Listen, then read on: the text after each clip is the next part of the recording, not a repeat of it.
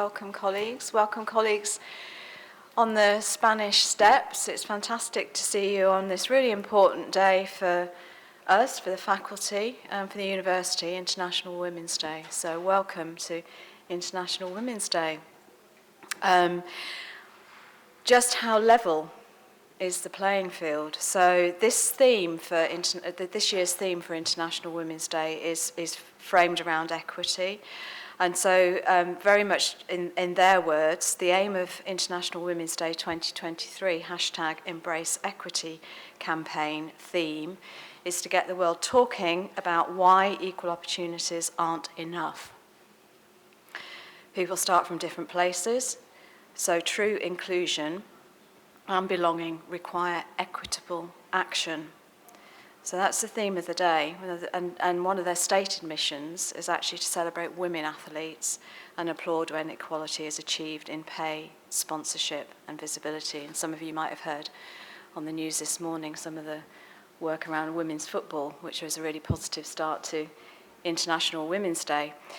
So we have got a distinguished panel who's going to help us unpack the question, just how level is the playing field.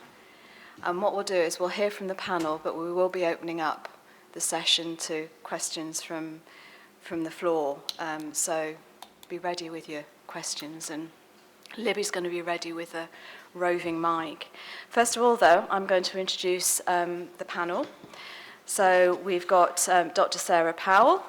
Sarah's interested in science communication and public engagement, particularly how best to communicate sports and exercise science research to youth athletes, parents, school children and the public. So very much focused on raising the role of science communication in public awareness and the benefit, raising the awareness of the benefit of sport to people and their health. Welcome, Sarah. And then we've got Dr. Hannah Jarvis. Hannah is a lecturer in biomechanics on the Sports and Exercise Science programme here within the faculty at Lancaster University. Hannah's work focuses on how disease or injury affects the ability to walk, specifically in young adults who have had a stroke and individuals who have had amputations. She's also competed to an international level in mountain running and has represented Wales no less than 21 times, which is extremely impressive. Then we've got Dr. Tim Barry. Tim is a teaching fellow, again working in sports and exercise science, but he specialises in applied sports science. His research is on the role of spinal shrinkage and lumbar curvature in the risk of injury to elite fast bowlers. And I assume we're talking cricket, not... Yeah. And looks at how LIDAR, and this is beyond me now, LIDAR technology can be used to analyse the loads and forces that place on elite footballers. So it's also worth noting that Tim acts as a consultant to Premier League football clubs as well. And then we've got Lizzie Wrench. Lizzie is a second-year PhD student based within sports and exercise science.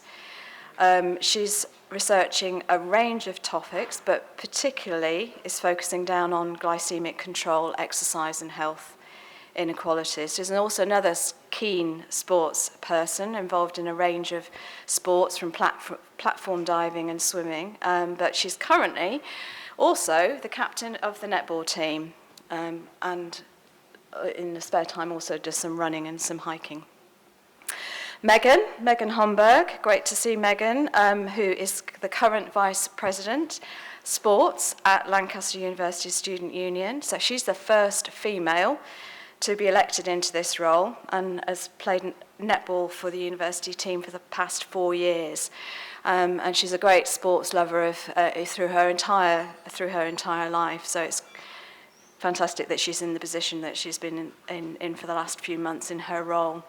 She's a huge advocate for equal opportunities and has been working really hard, and I've witnessed this as the chair of the sports board, on increasing engagement with support and just general physical activity of our students on campus.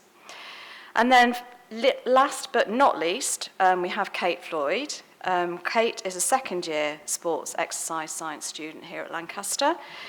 Keen interest in medicine, physiology and nutrition. Also another sports person, a lover of sport, competed in multiple different sports and represented Wales in basketball. So we have a fantastic panel, which I think we should give a round of applause to before we've even started. Okay, so we're going to pose the question, and then one of our panel members is going to kick off the discussion. Just how level is the playing field? So I've got the maybe enviable or unenviable task of starting. Probably because I'm getting a bit older in my career, I started reflecting on International Women's Day and preparing for this panel, and started thinking about sort of my academic and sporting career and whether I thought it was a level playing field. I'll start off with my sporting career. So I've represented Wales and competed internationally over mountain running, fell running, road running, cross country. And it's definitely improved since I started as a junior athlete, and now I think there's a lot more acceptance for women being women as athletes, and also the understanding of females' bodies and how they work differently to men. We can't train in the same way, and we have different improvements. And also, I'm a really big advocate for the pioneering work of the REDS, Relative Energy Deficiency Syndrome, and understanding of how we can work best with women's bodies for that. And I wish I'd had that information when I was a junior athlete. There was very much this idea that thin equals win, and now it's very much about being that healthy individual and being successful. Comparing when you're competing and comparing to men, they always announce that the male athletes is the winners first and then the women second. I've had several instances where they've given better prizes to men rather than women because you're seen as second class. That always used to aggravate me. But now it is a lot better, and prize money is much more equal. Going into my academic career, this was a bit more challenging, and actually one of my questions I had was, are women biased against other female academics?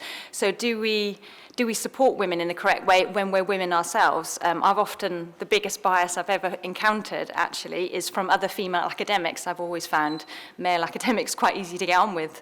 But I recently moved to Lancaster in January, and the experience I've had of being a woman as an academic has been outstanding. It's been the best experience of any of the universities I've worked at. So it's a huge thank you to people like you, actually, and the university for being amazing at that.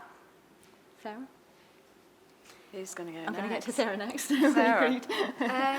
To me, if I follow a same vein of sport versus academics, I also competed to a national level, but not necessarily in a discipline that isn't associated with women. So I was a dancer, competitive dancer, so that is, swamped with women, and we have very few men.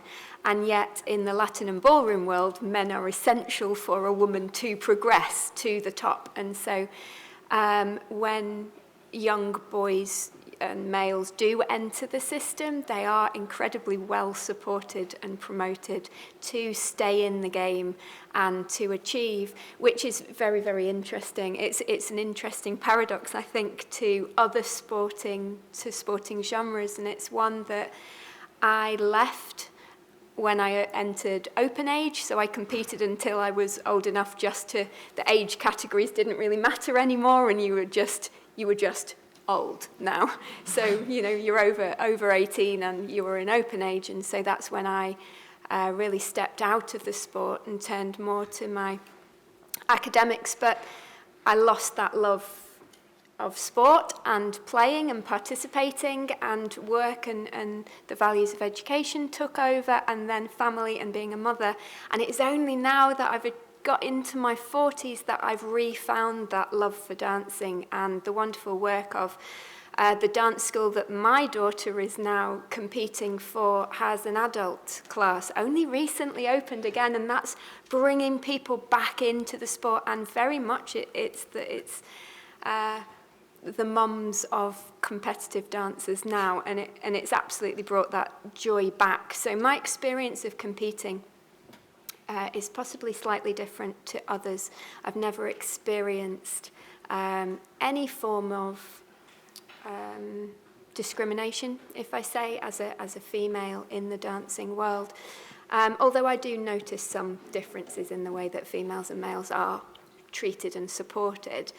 In terms of academics, I have experienced very similar levels of acceptance and support through my academic career, being part of something I could coin mainly as maybe lad culture, which is an interesting research area. I know we have Professor Carolyn Jackson over in Educational Development, who's done amazing work in this area of acknowledging ladism in sport as a relatively damaging environment for women to progress in.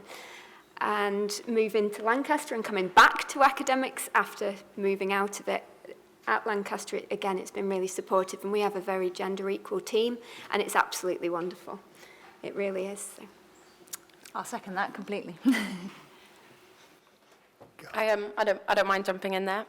Similar to Sarah, my first sport, the one that I grew up with, did it for like 12, 13 years, was gymnastics. And that obviously is actually quite a female-dominated sport.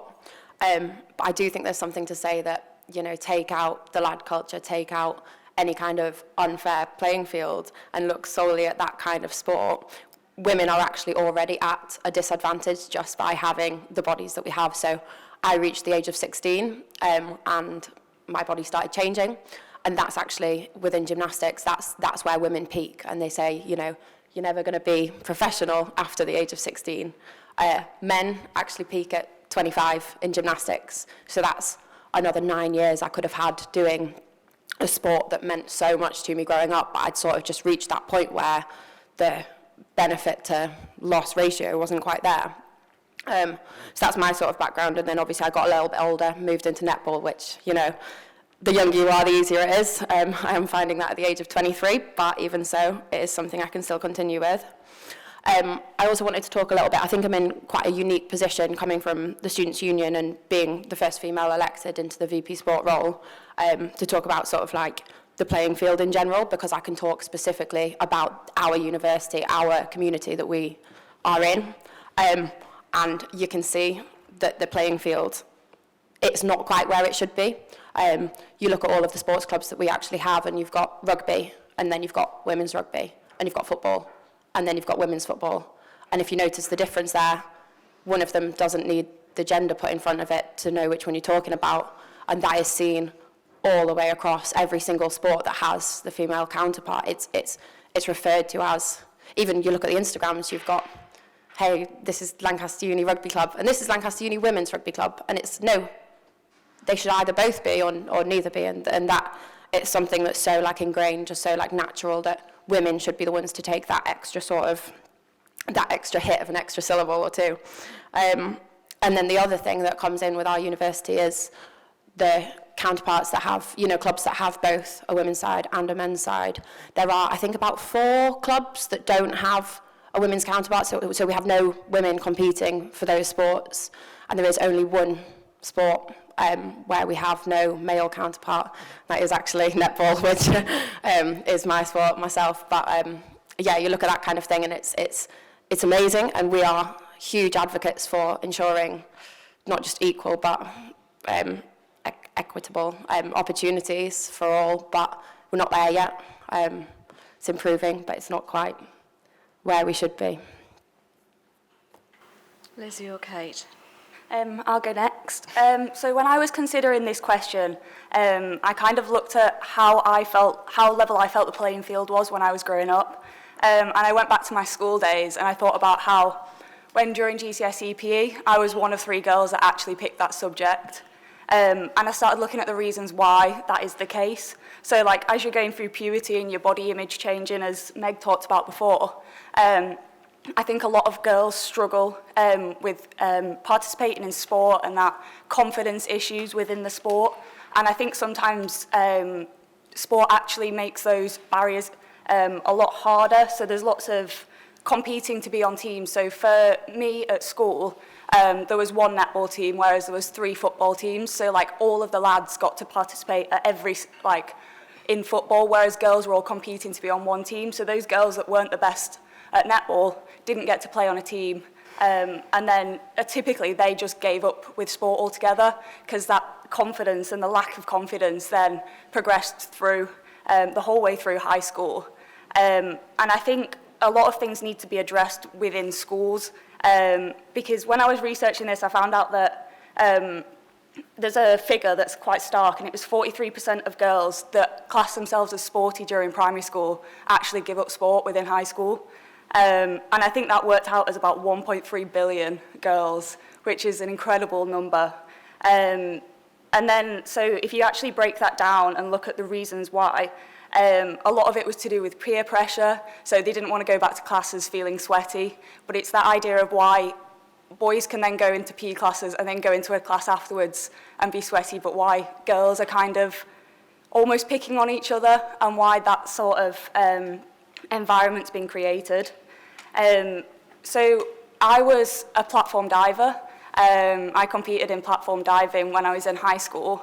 I think one thing for me was having the role models out there. So I knew of people that were also competing within diving that acted as sort of that encouragement and that support.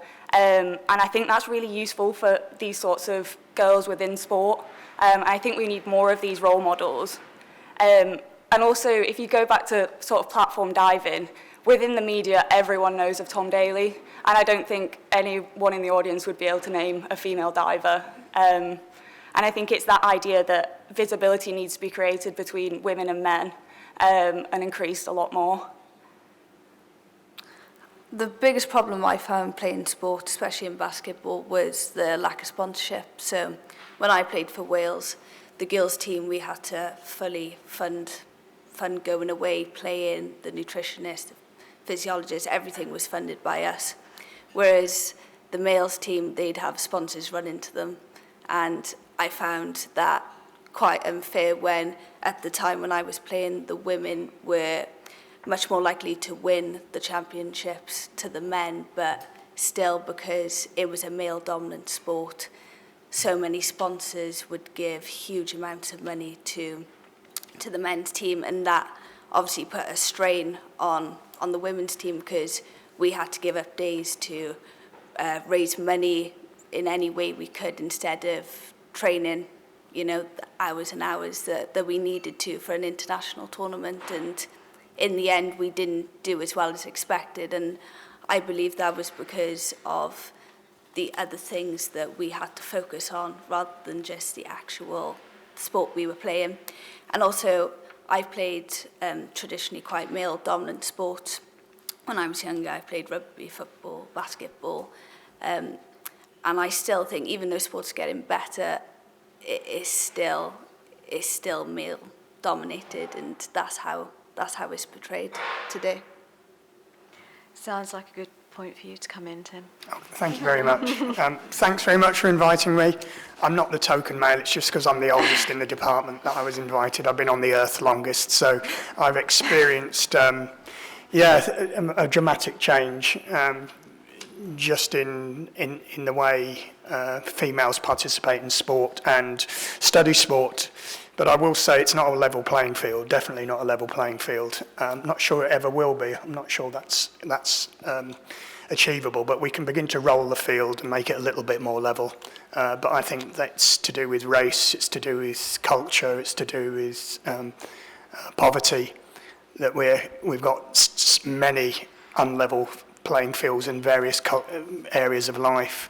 For me, my sports are part of my consultancy roles are in Premiership football, and I've even noticed a difference in the last 5 years when I went into work at a Premier League club and there was one female in the building.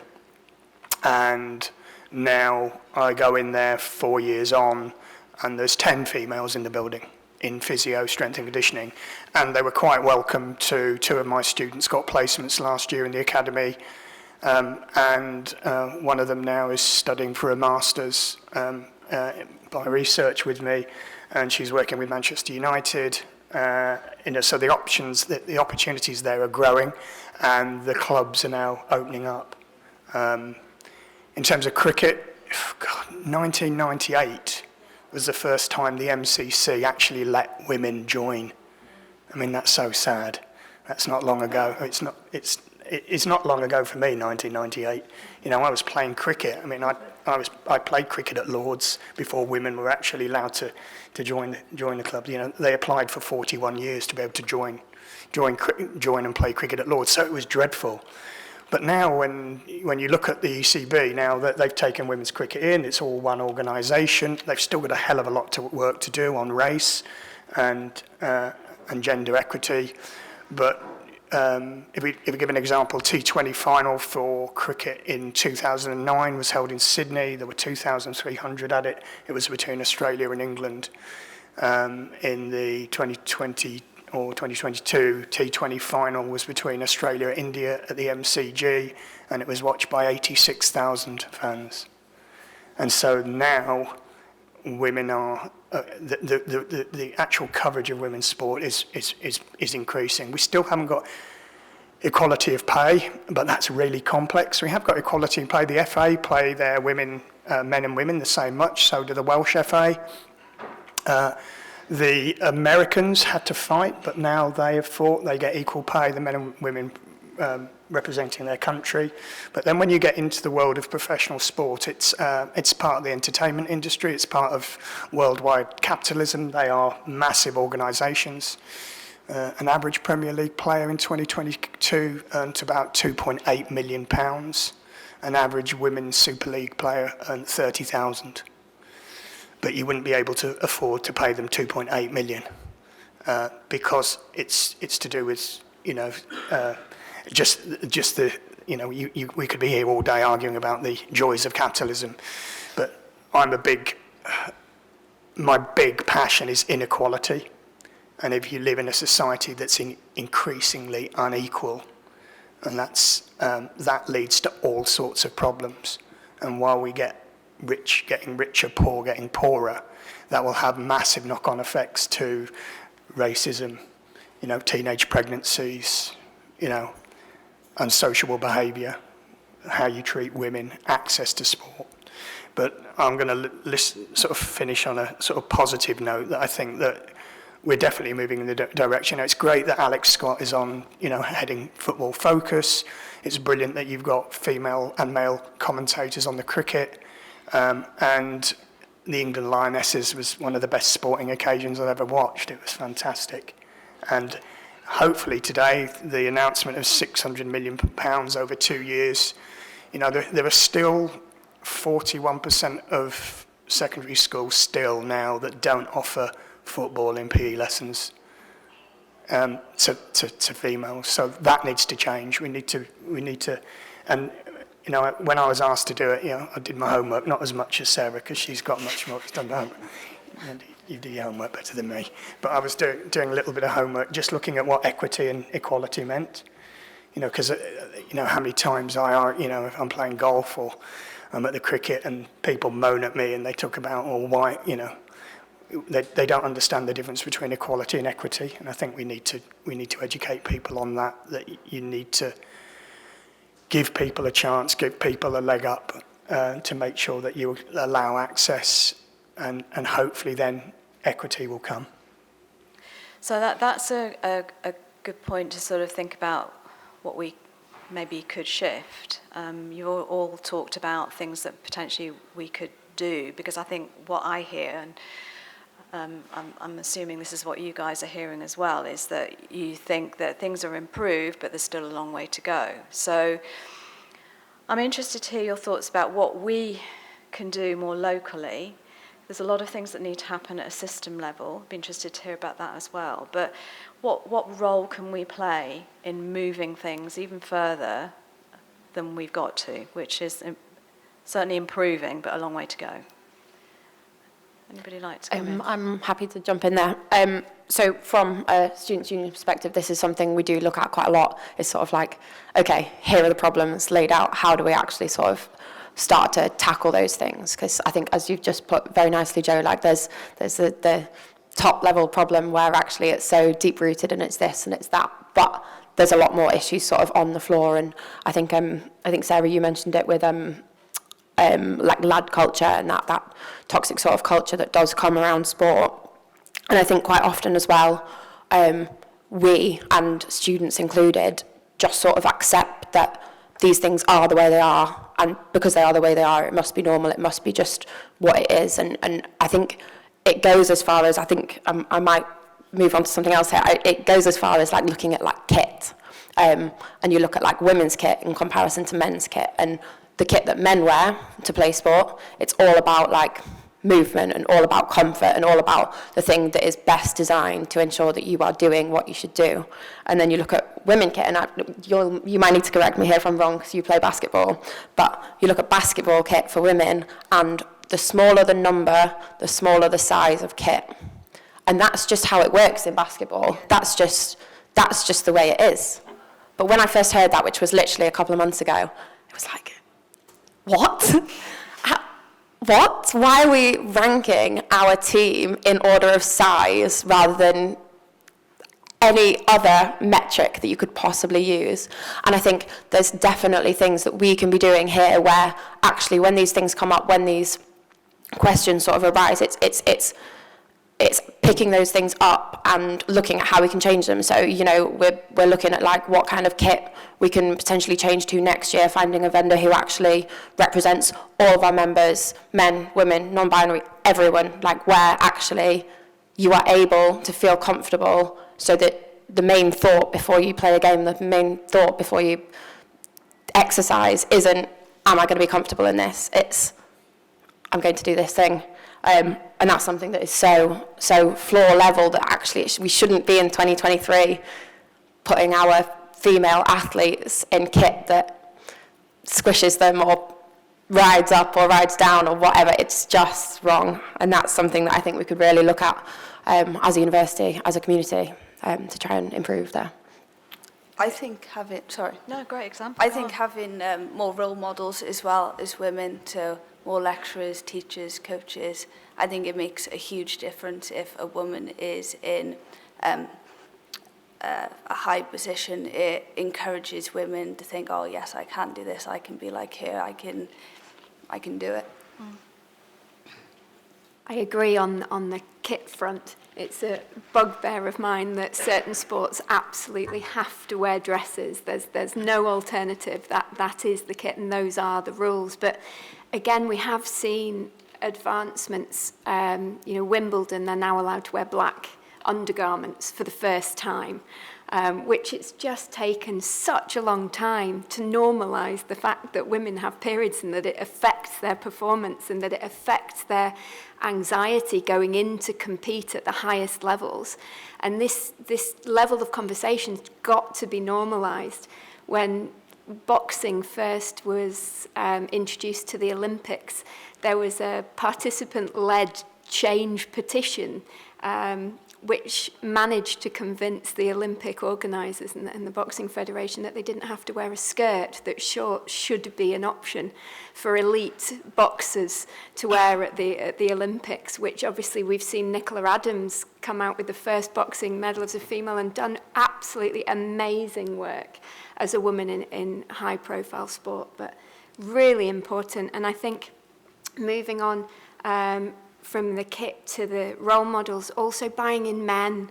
We need men to stand up and speak about this as well. We need to increase the knowledge and the understanding of the menstrual cycle, of the importance of women in research, and actually to be advocates within sport across all levels, not just for this to be coming from a women's voice and a women's perspective, but also to be supported by men. And we've got a brilliant example sat in the audience in front of us. One of our graduates, first graduates from Sport and Exercise Science, Glenn Sherwin, he starts next month his PhD with one of the trailblazers in the research field, Kirsty Elliott-Sale. So he'll be doing his PhD surrounding menstrual cycle and biochemical basis in female athletes in sport. So that's wonderful that men are embracing this, and we need that voice. But also good that they felt they didn't have to employ a woman to do that job, because there's so much in the news that you can only have women doing women's health queries, but actually, I think it's a really important step forward, actually. So. That was one of the interview questions. Really? How would I feel, being a male in that kind of role? Yeah. and one of the gentlemen on the panel said that often he's the only male in a room full of females, and it's kind of, how did I feel about having that conversation, sort of not feeling like I'm taking over and trying to tell women, how to behave and what to do, but it's just about being slightly more sensitive to and open to the conversation. Actually, probably make it more normalised, actually, if it's rather than just, it's only a women's problem and keeping it as women. Absolutely. Congratulations. I felt the need to write into Radio 4 when the interviewer of a researcher in the menstrual cycle research and the importance of knowledge and understanding around periods suggested that maybe it was Women's Hour that was the more appropriate slot in the programme to discuss these issues, which was quite shocking, really, obviously a global radio scale. Joe, you asked what we could do. I just looked up, and Erin's there at the back, and she's the master's student, and she's just done a lecture with the first years on the menstrual cycle and different phases of the menstrual cycle and hormone release and the effect on performance, and how many of the class, Erin, both male and female, knew about the menstrual cycle and the hormones. Zero. So nobody. So there's a big thing there, and that, I reflect as an academic and a teacher of so many years that I look at my own teaching and just this assumption that they get past puberty, and I'm teaching physiology as males and females being the same when they're not, and I need to think and reflect on my own teaching to make sure that's better, to celebrate the differences and understand the differences, and we also need to educate the students who are then the future people who are going out there to work in this field, and have those conversations openly. I think another factor which could be associated with that is the tampon tax, and how that's kind of might be limiting certain individuals from participating within sport if they can't access that sort of supply, especially sort of coming from deprived areas and things like that might not be able to afford that. That might be another thing that's putting them off participating within sport. And I think there should be more conversations and it be seen as less of a taboo subject within sort of communities and things like that.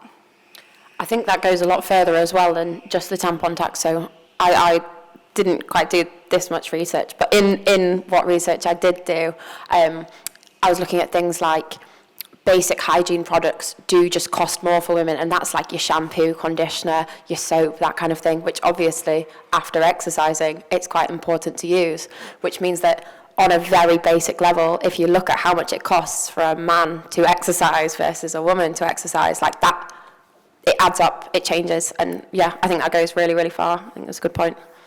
I think,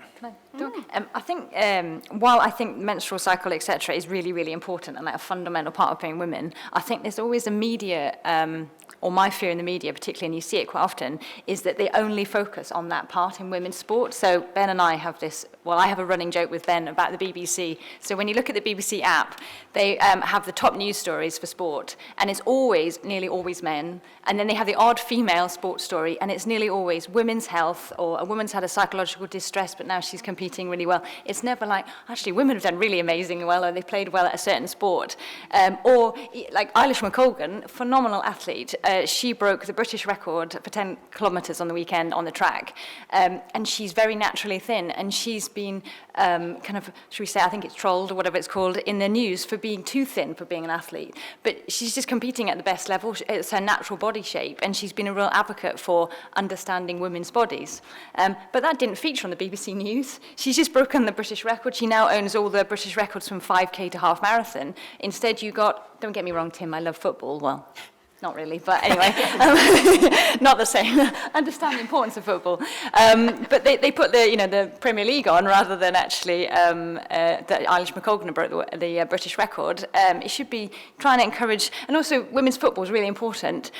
But so is women's athletics, so is women's basketball, so many other sports that we tend to think, if women want to do sport, they've got to do football. Certainly in my sport of mountain running, not many people want to go and run up and down a mountain as fast as they can, but nearly all women competing now are, certainly in local races, are veterans, are over the age of 40 or as old as me at 38. So I think we need to make sure there's a more, equal playing field for all women to take part in all sorts of sports and encouraged to do that, not just the mainstream ones. And so therefore, in terms of age, not just talking about periods, but also the menopause. I was just about to say that, yeah, menopause is a huge area that needs to be researched as well. Yeah. And educated about. Yeah. So I'm interested in whether we've got any thoughts, questions from people sitting on the steps, or are we taking any questions from people online as well, Libby? Okay. Okay. So yes, Lisa, Libby, she's on the third. Lisa's on the third step up.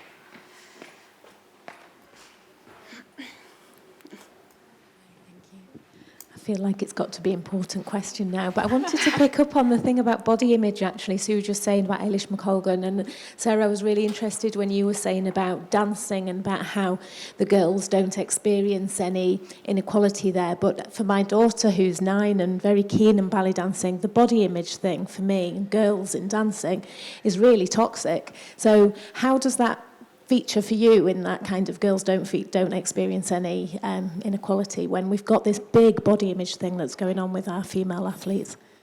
I think in terms of the lack of inequality, the inequality for opportunity, I think that there is opportunity for girls there in dance and in the Latin and ballroom dance world that I've always experienced. The inequality I was expressing came to the lack of male participants, and that my experience is relatively different from others. But absolutely lack of inequality in terms of progress and the loss of females within that industry. The pressure to perform, the pressure to succeed. Ballet, we have someone who has done a PhD all in ballet studies, and they will be able to speak far more on this topic than me, but there is a huge amount of research around the pressure to have and maintain a specific body image.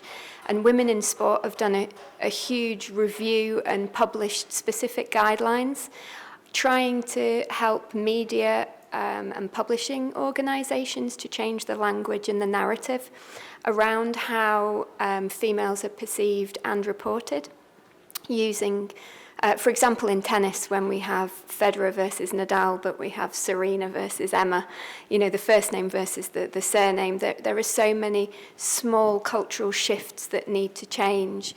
The fact that a lot of heads of women aren't photographed or aren't in the photographs, it's just the bodies, whereas we don't see that tendency in the photography and the imagery surrounding males.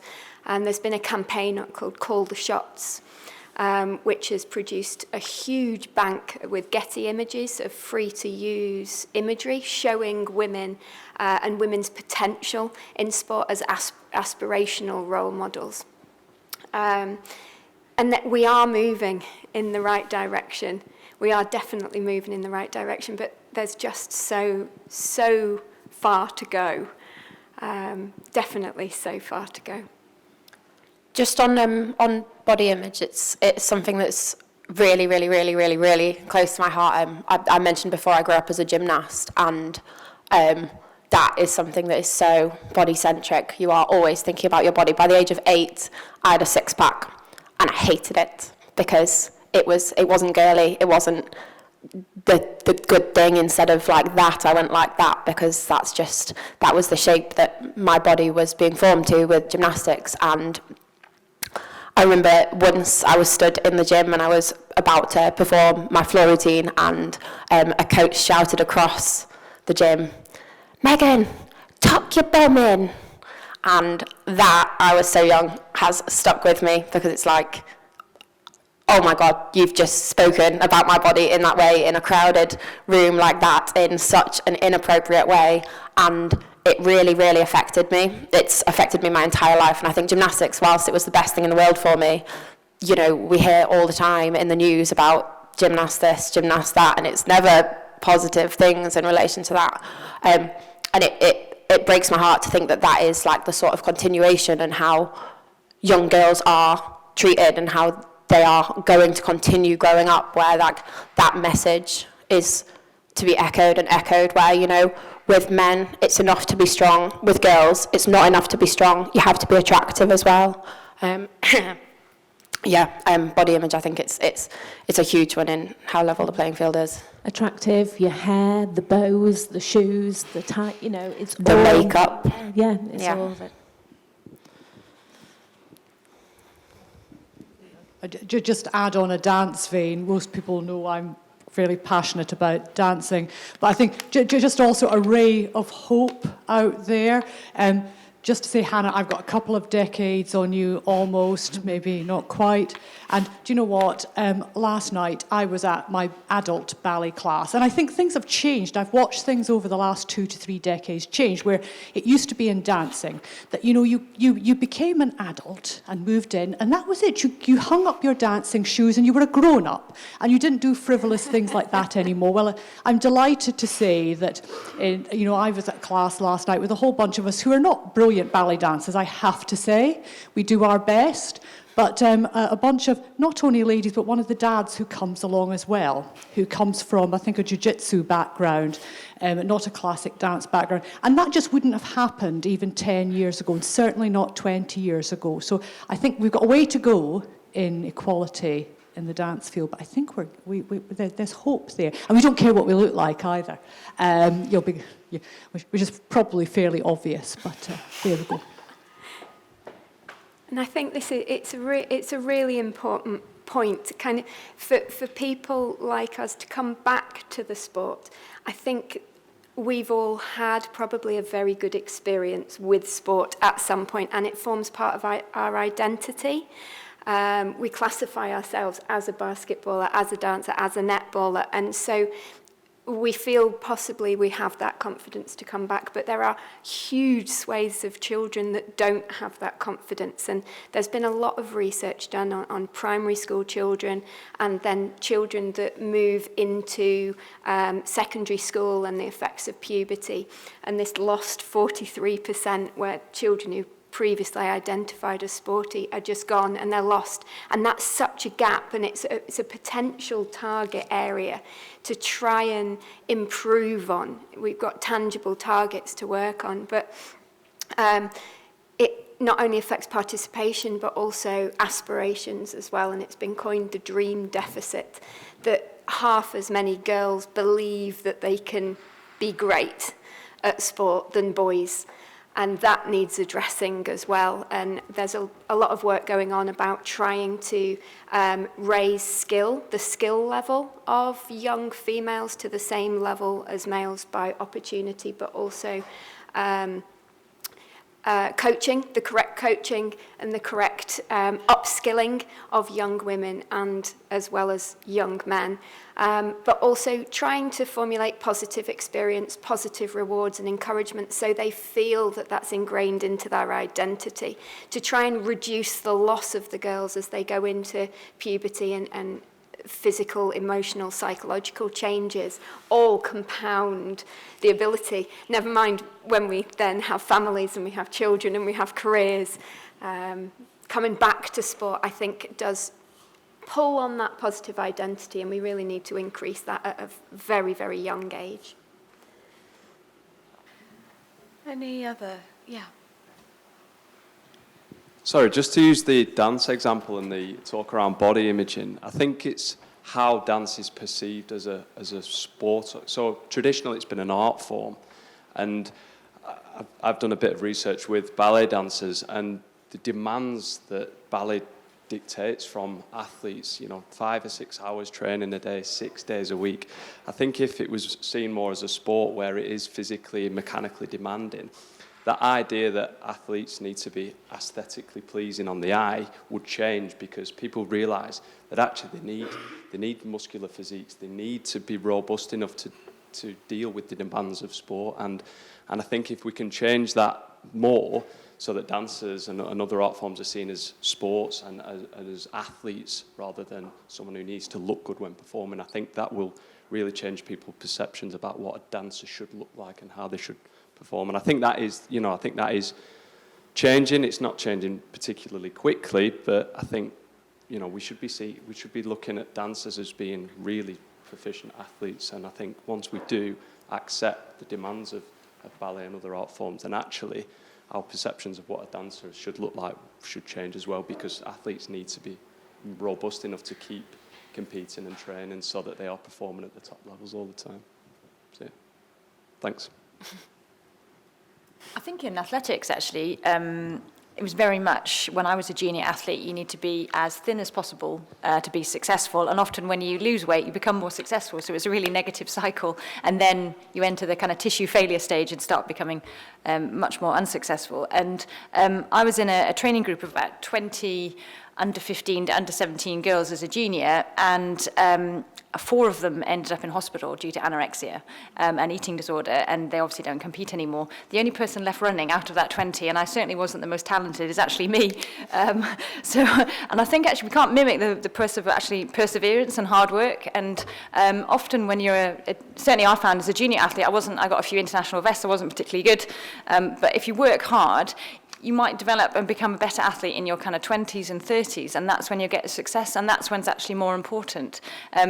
To use a male example, Jake Whiteman, 1500 metre world champion, I think he's a fantastic athlete and actually a real example of, so his father, Jeff Whiteman, who's the commentator, become quite famous for his commentary, said that actually when Jake was under 15, he was ranked 24th, I think it was, in Scotland, but he's now the world champion. He's now kind of 10 years later, he's this incredible athlete. So it's about investing in women, and actually about a gymnast, you're 16 years of age, you're becoming your best athlete, but actually can we develop protocols and schemes in order to prolong women's careers so that they are able to enjoy that sport but also continue to be successful? As an athlete, you're very competitive, you don't want to be unsuccessful, and therefore if you're becoming less successful, you're more likely to drop out of sport. So I think there needs to be that support mechanism for as women change during aging. And I just, in terms of the way that you just couched your achievements, I wasn't even that good, but I had some international vests. It's like, sounds to me like you were pretty good. So also thinking how we frame our achievements, I think is really important. Going back to the point around role modelling.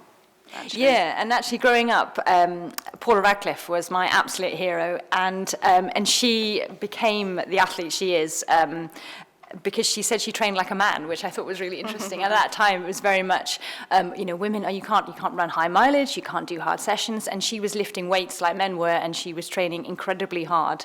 And it was a real insight into what you can achieve as a woman. She ran 2:15. To me, she's still the world record holder for personal reasons. And I met that watching her break that world record at London, I would say is one of my favourite sporting successes in my entire career. It was just absolutely amazing to watch someone do that. But the way she trained was like how men, and I think now women are realising you need to train similar to men are, but also taking into account women's bodies at the same time. Maybe role models is the key forward, actually. Yeah. I'm going to tee you up because we're running out of time, so I'm going to come back to you in a minute, but I'm going to just warn you, I'm going to ask you for one thing briefly, about what we can do, what we personally can do around this agenda. But I'm going to go out to the people on the Spanish Steps to see if there's any other questions or things that you would like to say before we get back to the panel. Thanks, and thanks to the panel. The conversations have been brilliant. I was just interested to get your take on a recent example that I think brings together the lad culture issue and also questions around menstruation, which you might have seen Tiger Woods, the greatest male golfer of all time, recently in a prank with his playing partner. They had both hit their drives, and because Tiger had hit his ball further than his playing partner, he handed Justin Thomas a tampon on live TV on the biggest golf tour in the world. And 2 things were interesting off the back of that. One was that in his post-round press conference, Tiger was a deer in headlights. He didn't understand what he had done wrong. And it's just a bit of fun between friends. I didn't mean to offend anybody. And if you were offended, then he is sorry. And then also the people who came to make his defense and made excuses for him. Because Tiger has got a daughter who plays football, so he can't be sexist. It's not possible to be sexist. So I'd be interested to hear your take on that, because it's really hard. I think one of the challenges, and what can we do about this, I'm taking Sarah Ahmed's term, that you're a feminist killjoy if you come out and you say, well, that's not funny, guys. It's simply not funny, when everybody else thinks, just take a day off, it's a bit of fun. So any thoughts on that and how we push back on the rhetoric of not having a good sense of humour around sexism in sport. Calling out, basically. How we call out. There's a lady called Sue Anstis, which is making huge progress and has made huge progress in all aspects of women's sport over quite a few decades now. And she has launched something called Fearless Women and Game Changers. And she has launched a Game Changers Awards that recognises the amazing work that women are doing to create change, cultural change and cultural transformation. But in association with one of the organisations that she sits on, there's something called the Ambitions Project, which is 54 top-level executives from media, marketing, journalism, that all come together to hold discussions around how the narrative can change and needs to change around women's participation and performance in sport. There's so many videos on YouTube of examples where women at the end, they've just won Wimbledon and they're asked to describe their outfit. You know, how do they feel about their outfit? Who's going to, come out with them later, and which red carpet are you going to be on the weekend? And then they ask the same to the men's, and the men are so taken aback by being asked what frivolous questions. You know, the narrative absolutely does need to change, and there is work going on behind the scenes. And it's been coined as kind of the golden decade, that this 10 years is going to be the change, and there is so many projects going on behind the scenes that hopefully we'll see some really good work come out of, and we all need to remember that when we're talking about women in sport and elsewhere as well. But we've got to change as well. So we've got to challenge that as lads in a lads culture. You've got to challenge people who say things like that or do things like that. That's not easy. And it's not easy growing up culturally, socially in stuff that, having to change the way you think and the way you behave isn't easy. And often elite performers, really elite performers, are strange individuals in terms of how they've got there. They're incredibly self-obsessed to be able to get where they've got. So they sometimes just don't think about what they're doing or realise the connotations of what they're doing. And that's not a defence for Tiger Woods. He's done a lot worse things than that in his lifetime, I can assure you. Okay, one thing each that for us to hear that you think we can do. I'm going to start this then with you, Hannah. So it feels like something that is really tangible. Well, I've linked two together, so hopefully Perfect. that's allowed. It was find a female mentor and work hard. I think removing the stigma around sport is the biggest thing. I think probably the most sort of tangible thing we can do at the moment is to make sure we are celebrating our female athletes.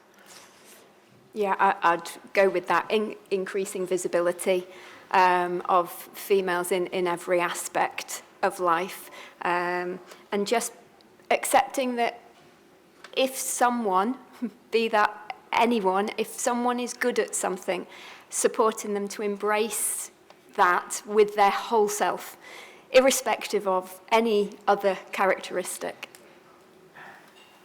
I'd say educating equity to people to say that might not necessarily mean treating everybody equally. I think having more open conversations about how women can be supported within sport. Pretty good way to end, I think. So, fantastic discussion. Thank you so much. Hopefully you guys have enjoyed it as much as me. Can we thank our panellists for doing such a great job?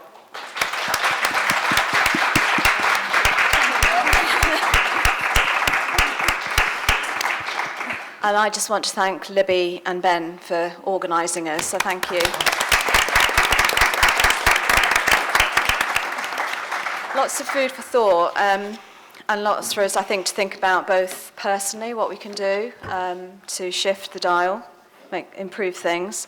Also, actually, what we can do with for people like me in the roles that we're in, the leadership roles, for us to think carefully about what you've been saying to us and reflect on that and pull that through into how we behave on an everyday basis. But it's been great to have you here celebrating with us on this International Women's Day.